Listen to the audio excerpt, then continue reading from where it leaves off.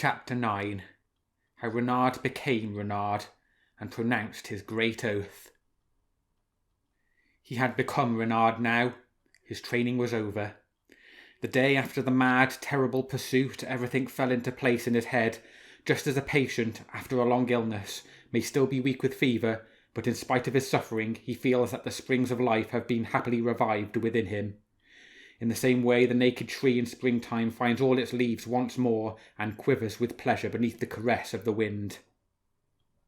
As soon as he woke up, Reynard stretched out his paws and then his neck, bringing each muscle into action beneath his skin, clicking his hard, shining teeth.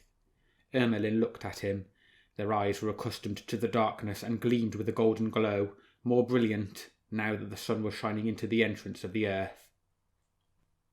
Reynard yawned, and with a gesture that was familiar, authoritative, and affectionate, all at once he placed his paw on Ermelyn's neck. Piercer, one of the cubs, pushed away Trickster, who was no less vigorous than he was. Rover, the smallest one, feeling himself left alone for a moment, began to whimper. Ermelyn moved her thigh so that there was room for him too in the warm hollow of her lap. Then, for his mate and for himself, thinking also of the cubs, who were still too young to understand, linking them in his mind with his plans and his oath, Reynard began to speak. "Wife," he said, "I've slept well. After such a day this is a good sign. I'm hungry, but we shall eat today, and every day that follows it. What shall I catch? I don't know yet, but it will be well fleshed, and it won't be scraps.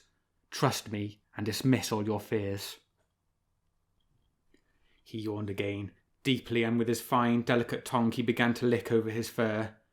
An hour later he was still in the same place, near Ermelyn and their sons, performing a long, careful toilet, and soon his coat was smooth and shining, his neck broad, his eyes confident and bold. And in the meantime, now speaking, now thinking, he represented the true image of Reynard the fox, more true than nature itself, an incomparable portrait with a fresh likeness in vivid colours. And deep within her heart Ermelyn, happy and full of pride, recognised her master. What did past disappointments matter, except for serving as lessons and tokens? What did the treachery of others matter, the broken pledges, the denials of justice, the insults and the laughter? Sometimes they were burning hot, like hammer blows forging iron, sometimes icy cold, like the water where the iron was chilled. Day after day Reynard had confided in Ermelyn, and now she was pleased to see that after all his trials, his sorrows and angers, complaints and moans, nothing had been wasted. And Reynard, glancing over his shoulder at his gleaming spine and his tail, that was bushier than ever, said, "I am Reynard, who let go of the cock, who will never let him go again. I am Reynard, who believed the farmer's promise, who will never believe anyone again.